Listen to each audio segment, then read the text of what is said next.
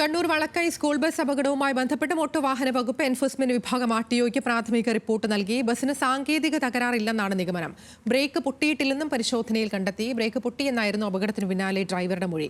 കണ്ണൂരിൽ നിന്ന് നിഖിൽ അളവൂരുണ്ട്. നിഖിൽ, നമുക്കറിയാം അപകടം ഉണ്ടായതിനു പിന്നാലെ ഈ ബസിന് ഫിറ്റ്നസ് സർട്ടിഫിക്കറ്റ് ഇല്ല എന്നതടക്കമുള്ള ആക്ഷേപങ്ങൾ ഈ ഡ്രൈവർ ഉന്നയിച്ചിരുന്നു. ഡ്രൈവറുടെ അശ്രദ്ധ തന്നെയാണ് അപകടത്തിന് കാരണമെന്നുള്ളതാണ് MVD റിപ്പോർട്ട് വ്യക്തമാക്കുന്നത്.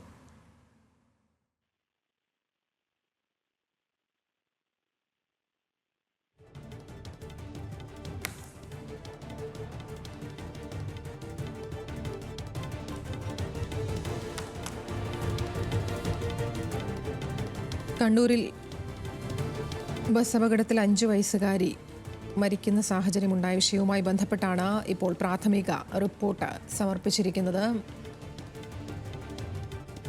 മെക്കാനിക്കൽ തകരാറുകൾ ഇല്ല എന്നുള്ളതാണ് റിപ്പോർട്ടിലുള്ളത്.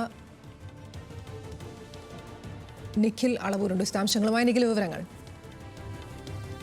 ഇത്തരത്തിൽ 5ാം ക്ലാസ് വിദ്യാർത്ഥിനിയുടെ ജീവൻ എടുക്കുന്നതിലേക്ക് നയിച്ച ഈ അപകടം പൂർണ്ണമായും ഡ്രൈവറുടെ ഭാഗത്തു നിന്ന് വന്ന വീഴ്ചയാണ്, ഡ്രൈവറുടെ അശ്രദ്ധയാണ് ഈ അപകടത്തിന് കാരണമായത് എന്ന് തന്നെയാണ് മോട്ടോർ വാഹന വകുപ്പ് എൻഫോഴ്സ്മെന്റ് വിഭാഗം അവരുടെ പ്രാഥമികമായ പരിശോധനയിൽ കണ്ടെത്തിയിരിക്കുന്നത്. ഇക്കാര്യങ്ങൾ പരാമർശിച്ചാണ് റിപ്പോർട്ട് ഇപ്പോൾ RTOയ്ക്ക് നൽകിയിരിക്കുന്നത്.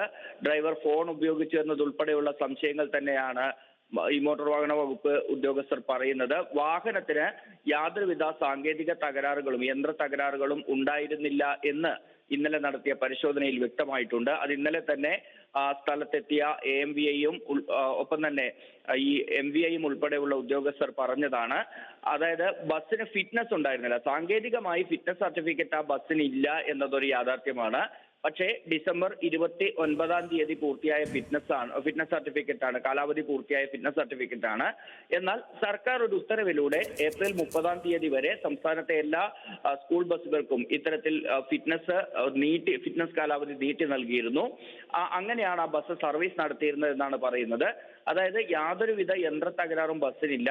കൃത്യമായി ഈ അപകട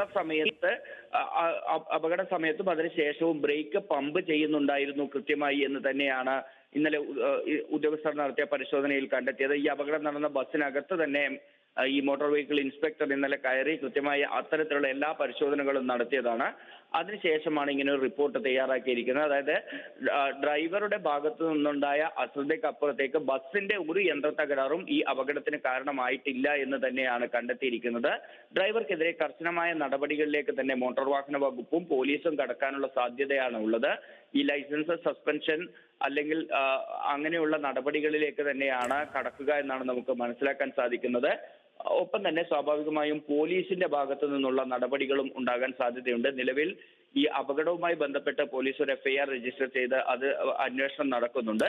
അതിൽ ഒരുപക്ഷെ ഈ ഡ്രൈവറെ പ്രതി ചേർക്കുന്നത് ഉൾപ്പെടെയുള്ള നടപടികളിലേക്ക് കടക്കുമോ എന്നതാണ് ഇനി അറിയേണ്ടത്. ഏതായാലും ശക്തമായ നടപടികളിലേക്ക് തന്നെയാണ് പോലീസ് ഒപ്പം തന്നെ മോട്ടോർ വാഹന വകുപ്പും പോകുന്നത് എന്ന് തന്നെയാണ് ഈ ഘട്ടത്തിൽ നമുക്ക് ലഭിക്കുന്ന വിവരം.